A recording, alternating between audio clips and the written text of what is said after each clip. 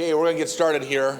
Our next presenter is Greg LaBarge of Ohio State University Extension, and he's going to give us some information on outreach to the ag community, understanding the nutrient HAB linkage solutions. So, Greg LaBarge.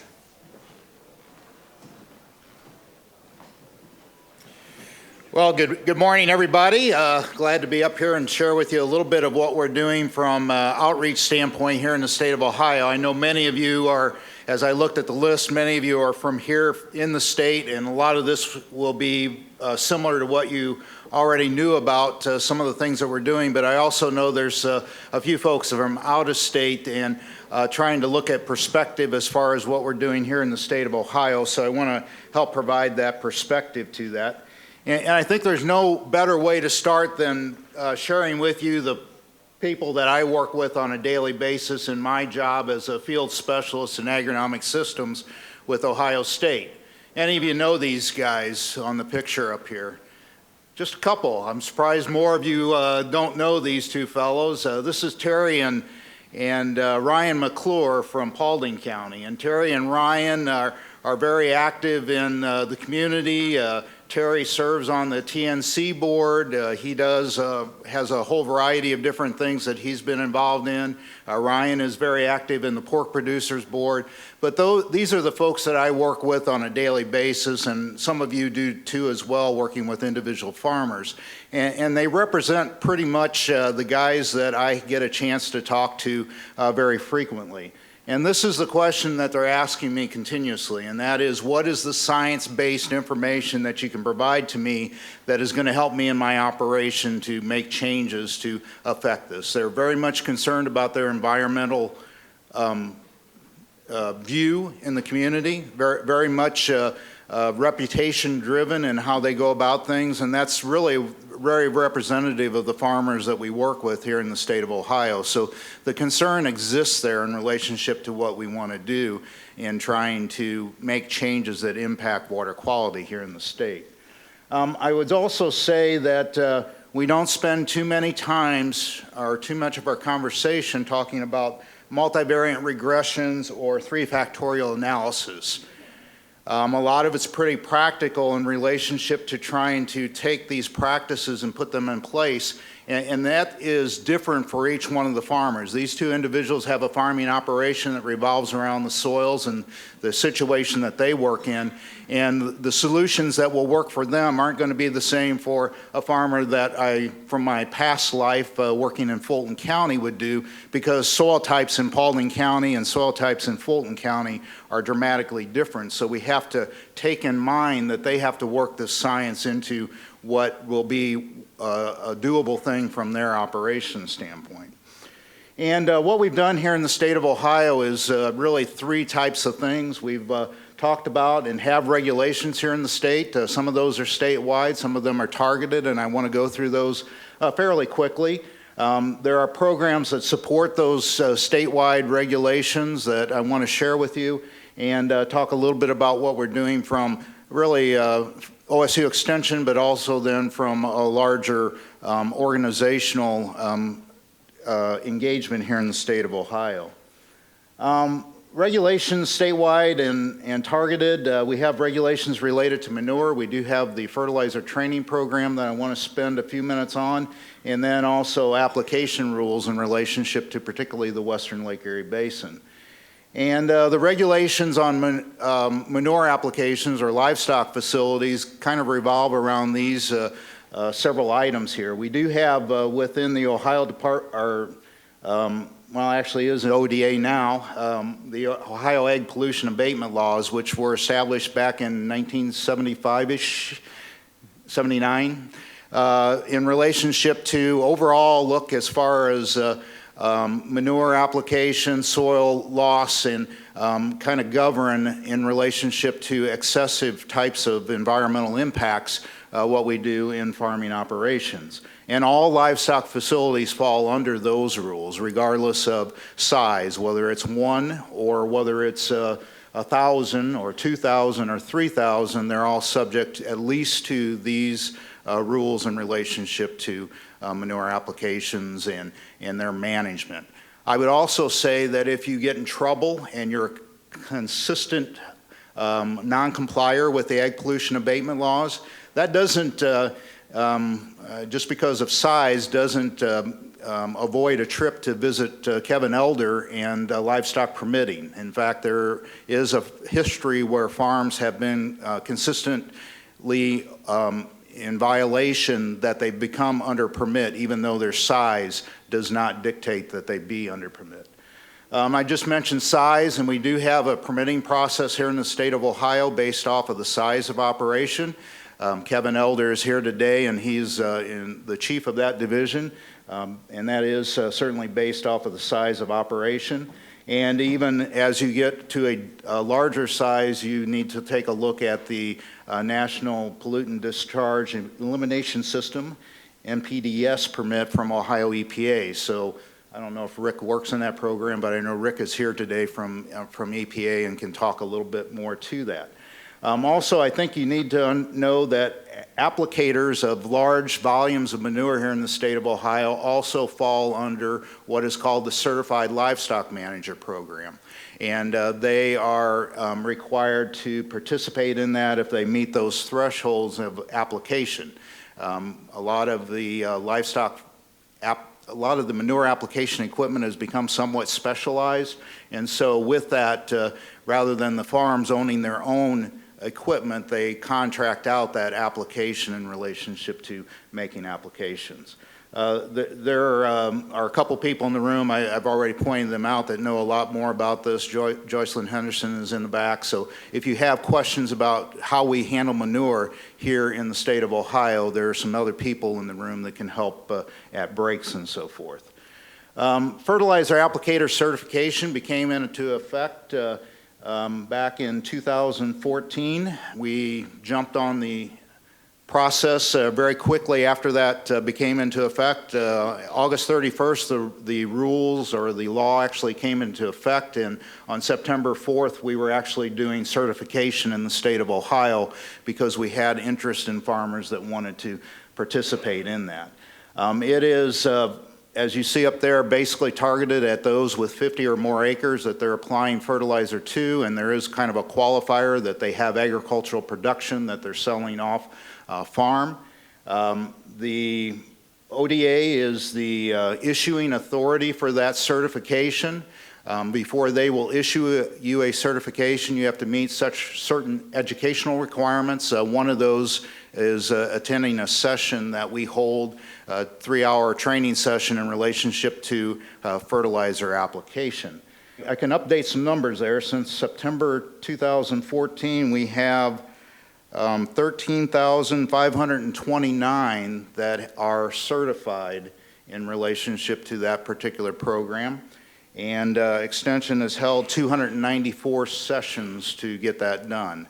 There are a number of sessions that are still ongoing over the next couple weeks. Any of you that see that you need that certification, you'll want to get that taken care of soon, because on September 30th of 2017, there will be monitoring of those that are applying fertilizer and checking to make sure that they have that proper credentialing.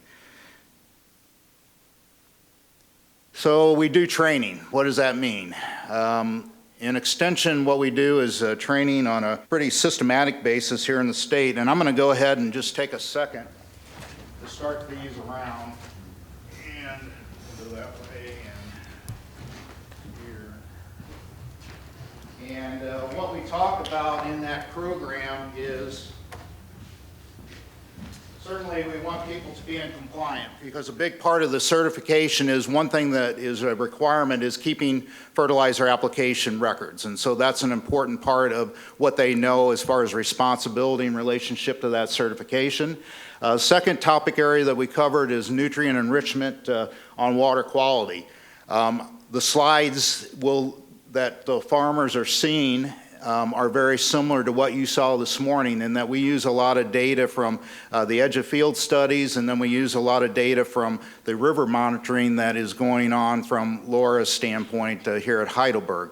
And we present actually the slides that she has on the nitrogen sediment Phosphorus, from a river monitoring standpoint, we have in the presentations that we talk about showing those trends in relationship to how things have changed. So we try and be pretty direct in trying to tie in what we see as far as the water quality, both at the river standpoint and at the edge of field, to what's going on in Lake Erie in relationship to the harmful algal blooms.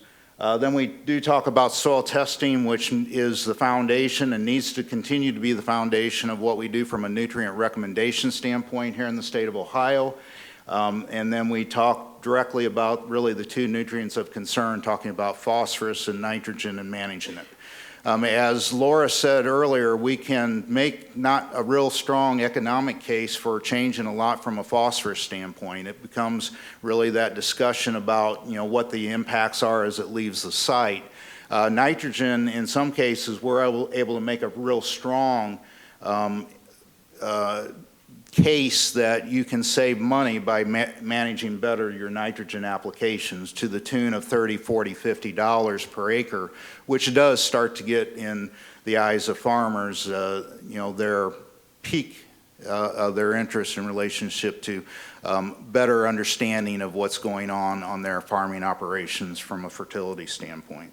I'm passing around the training manual, the materials in this training manual. If you want to see a copy of it and it doesn't get around to you, or you want a physical copy, if you go to the website there, go.osu.edu/FACT, and it does need to be capitalized. We do have the training videos that kind of represent what's in the training as far as the modules that we put together, and then also the manual there itself is available for download. The training, I think, has been effective. We do have summaries, survey after meeting surveys that we do. We are reaching new people through this program. We've had about 16% of the folks that have participated that have not previously participated in an extension program.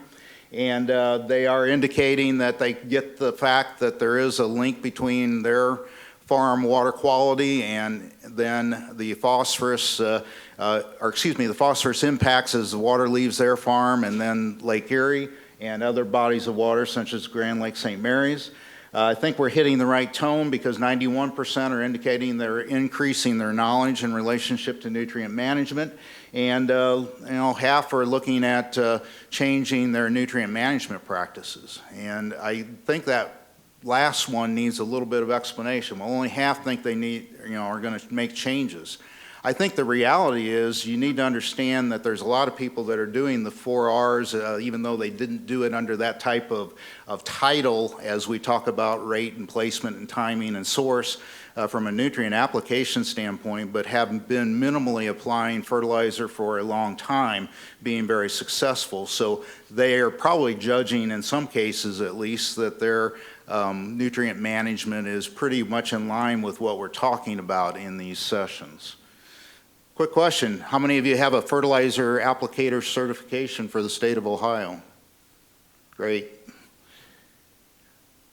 Application regulations. So application of manure and granular fertilizer has become in effect for the Western Lake Erie Basin, which represents the counties that you see up here in the yellow. And no application to frozen snow-covered soil. No application when the top 2 inches of the soil is saturated.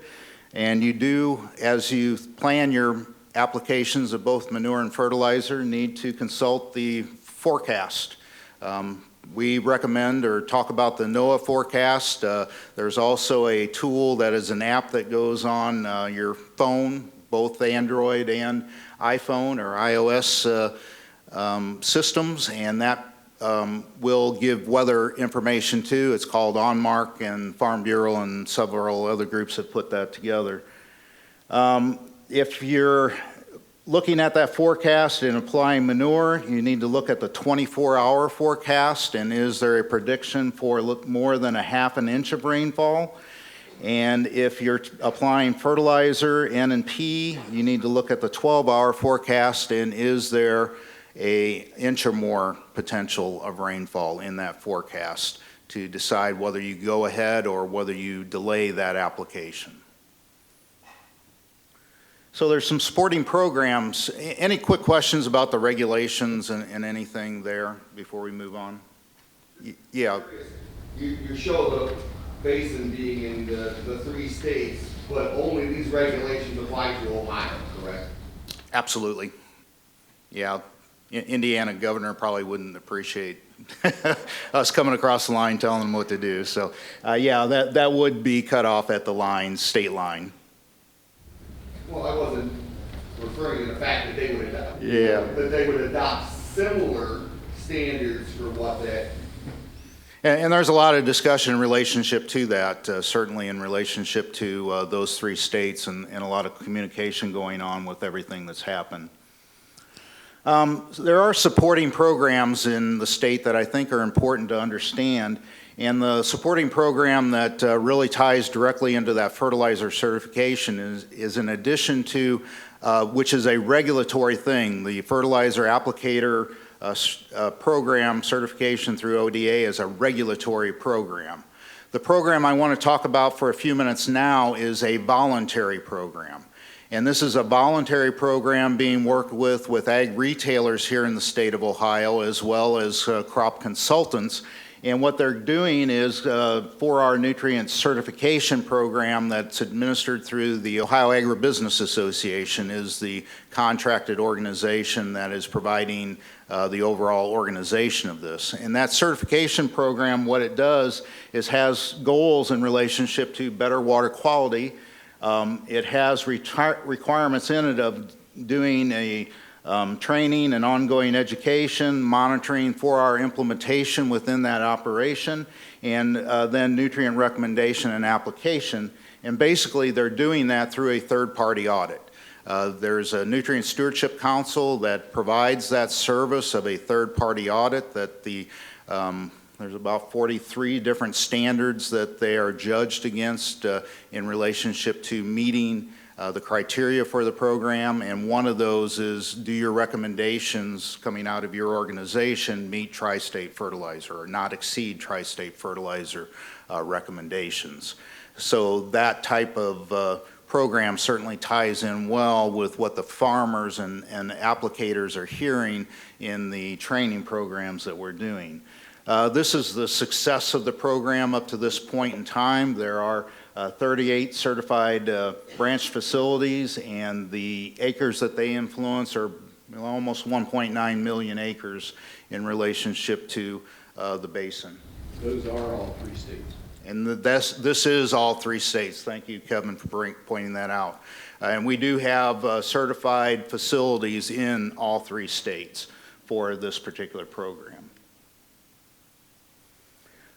The reason their total acres there is different is actually we do have some that are on the line, so they have, and we differentiate whether they're in or out of the watershed in relationship to acres that are in the program. So we do have some Ohio River representation there.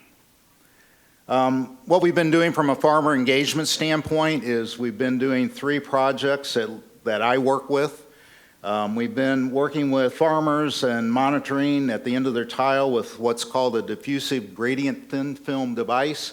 And basically what it is it has a membrane in it that is treated with iron oxide. So it is able to pull, as the water moves over those devices, the phosphorus out of the water. We send them into a lab for then analysis. We're placing those in either tile structures, as you see here, or we're placing them within drainage control structures as water is leaving the field, measuring then. We've had this kind of participation on a voluntary basis. We've been monitoring for 3 periods now, and we're ready to monitor the 4th period, which will end the project, but pretty good participation on a voluntary basis, 93 farmers with 135 fields, and the actually fall of 2016 was very similar numbers to the spring sampling, and most of them have followed through on that. We're at the point of getting results back soon for the spring of 2016, I should say, and the samplers for the fall of 2016 were sent in about 3 weeks ago. This is the kind of numbers that we're getting off of those devices as far as averages over all the different sites. This would be from the fall of 2015. And and remember fall of 2015, how much water did we have? It was pretty slim in what we were doing. So it was a dry fall that we were working with. So those numbers will likely look different for future, and that's why I haven't talked too much about results, just because we don't have enough here to go on yet. We're also doing nutrient management plans, not only through Extension, but through a whole variety of different organizations here in the state of Ohio. And basically what those are trying to do is identify the nutrient needs for the crop, but also what we're doing in our program in particular, and it meets NRCS criteria, is looking at the risk of loss and using the P-risk index that Libby was talking about earlier in making calculations, also looking at nitrate losses in relationship to doing better management, pointing out fields that have high risk, looking at where we can best place conservation practices. Then kind of finishing up, we have started a project that starts to put the ag BMPs, and not all the time do you need a P index to tell you that you have a problem in a field.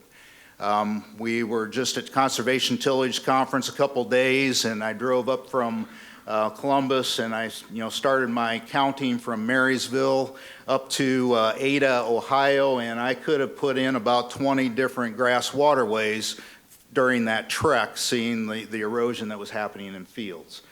There's blind inlets replace some of those tile risers that somebody brought up earlier, and our practice is that we don't need an index to tell us where we put those. We need to just identify them and get the job done. So the BMP site that we're starting out with, what we're trying to do is identify critical concerns out in the field in a pictorial fashion. Give them a picture. What you see up here on the screen is a manure applicator. The critical concern we have there is meeting end needs when we're applying organics and then supplementing with fertilizer. Some of the highest losses that we see in the edge of field studies from a nitrogen standpoint are where we make manure applications and then don't take full credit for what that manure is going to apply from a nitrogen standpoint. So that's a set of pictures that we have, and what we're trying to do is identify critical concerns, BMP practices, a listing of all those practices, and we're trying to put the full picture there of what the practice is, how it fits into potentially a solution, what the water quality impacts are then of that practice, and talk a little bit about the economics of that, because the farmers, as they look at implementation, have to think about that full picture. The other thing that goes along with that is just cost concerns in relationship to what we do, and this. I'll make the statement that I think everybody will agree with, and the total solution isn't anything that NRCS can cost share in the Western Lake Erie Basin. In other words, we can't have enough cost share money to make everything happen. But we do have farmers that you saw, pictured earlier, that want to do the right thing, and they're willing to make their own individual investments from a private standpoint in practices. And that is the two things that we try and keep in mind in relationship to this BMP website, is give them a lead in to get the assistance for certain programs, but if they think about self-implementation, having a good standard that they can go by that will be effective. I bring that this website is active, and you can go to it and see where we're at in relationship to that, putting and assembling of information. And we've got the critical concerns, I think, started pretty well. The BMPs will be filling in over the next 3 or 4 weeks. And I encourage you to go there and give me comments. Send, labarge.1@osu.edu. And actually, I have a submit button, or there is a submit button on that, that you can submit questions or comments. And maybe just as importantly, as you're out in the community, we're trying to make this a pictorial resource. And you probably have pictures of what's happening in your community, both from a critical concern standpoint as well as BMP practices that have already been implemented. please send those to you, or please send those to me through the website so that we can get them a part of the database that's going on.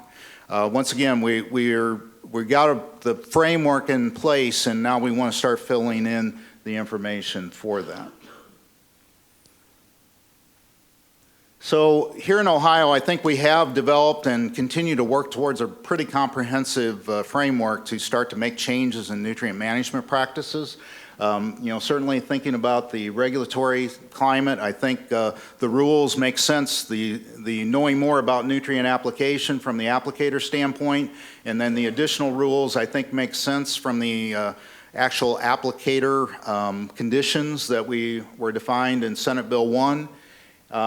We have a good supporting program, I think, with and a voluntary supporting program through the 4R Nutrient Stewardship program. And we're working directly with farmers to try and engage them. And I'm just representing what Extension's doing, and I know that soil and water districts are doing similar types of programs, and there's a lot of effort to try and reach the impact that we need to make changes in the lake, I think, is the bottom line. Any quick questions or comments or? Yeah. As far as the certification, that's not just for people that apply surface, that's also for, say, if you're going to side dress corn, I mean, with the anhydrous, are they still required to get the certification if they're going to do it over 50 acres? There's no delineation there between, say, surface and some other product and getting in the ground? Correct. The only exempted practice from the fertilizer certification, if you have more than 50 acres and you meet that minimum criteria, the only exempted practice is the only application you make is starter fertilizer.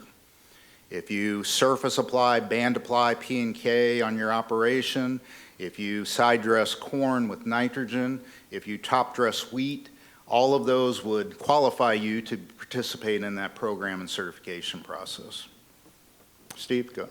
Yeah, on your disc, Greg, what is the data that will come out of those? And I mean, will it give you just relative comparisons one to the other? Will it give you a load over a season? I mean, I realize you get how do you see that data being used? Well, the data gives us two points. It gives us one as a total loading.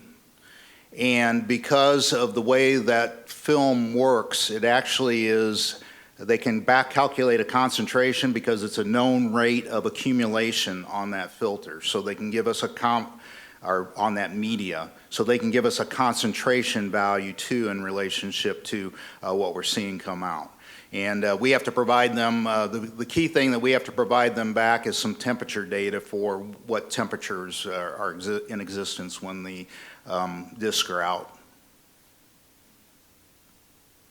The certification training and the third-party auditing for the Nutrient Stewardship Program, is there any cost for producers to take those? Yeah, thanks for the question. And the question was both the fertilizer applicator certification and the third-party audit, is there a cost to that? For the fertilizer applicator training, if you already have, or certification, if you already have a pesticide applicator's license, there is no additional cost to you. If you do not have a pesticide applicator's license, then there is a $30 fee that's paid to the Ohio Department of Agriculture. The voluntary program that exists for the 4R nutrient certification, there is a $600 annual fee to participate in that program. And then there is the cost of the audit on really an annual basis is what we're working with. And those range from about $1,200 to right around $1,200. So there is a cost to the ag retailers. And I'll just throw out a name. I think many are familiar with Legacy Cooperative here in Northwest Ohio. They have multiple outlets. That cost is not for Legacy Cooperative. That is for their Custer facility, their Blanchard Valley facility. It's for each facility that's getting the certification. It's not an overall organization, it's each facility that gets certified separately, because those tend to run under separate management, and there's different philosophies and histories, and as they work in an area that we didn't want to make that that broad, that a whole organization could be done under one of these audit processes, but that it was the individual outlets that were certified.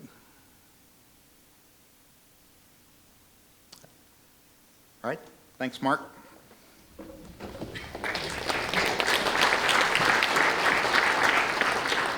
Thank you, Greg. Lots of good information in a short period of time.